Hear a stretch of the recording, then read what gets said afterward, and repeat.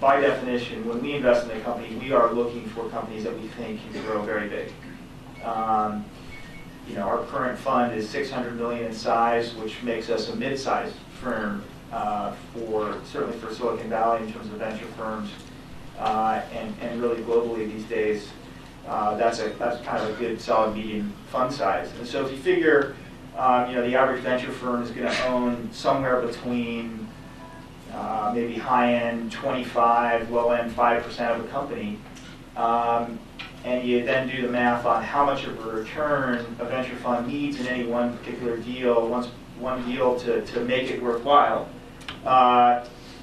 then the outcomes start to need to be pretty large. That's the math of our business. And so when we look at companies, when we're evaluating potential investments, that's one of the main questions we ask. Is the opportunity large enough to build a very big company? Is the team in place that can go do that?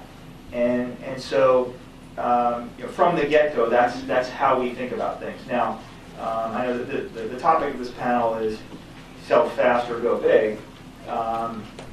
It's a very high-class problem to have that as an entrepreneurial founding team, to have that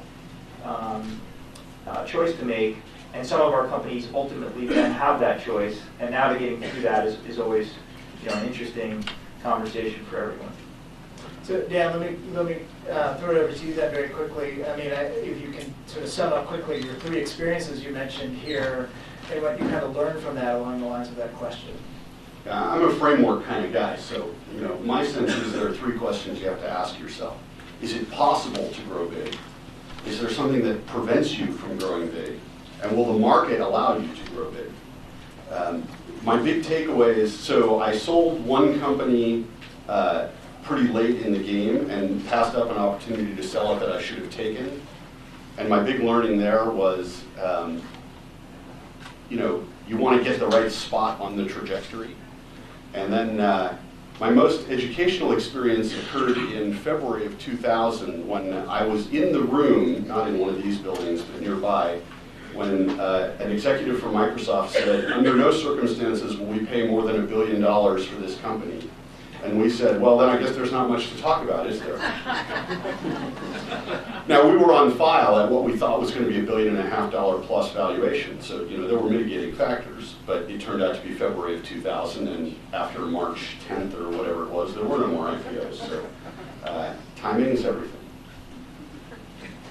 And as the man who sold the company then a year ago, how did you guys think about that question? How did you in particular think about that question at the moment? What were the trade-offs you saw going there, and what did you, obviously you agreed to the deal, or your investors agreed to the deal as well?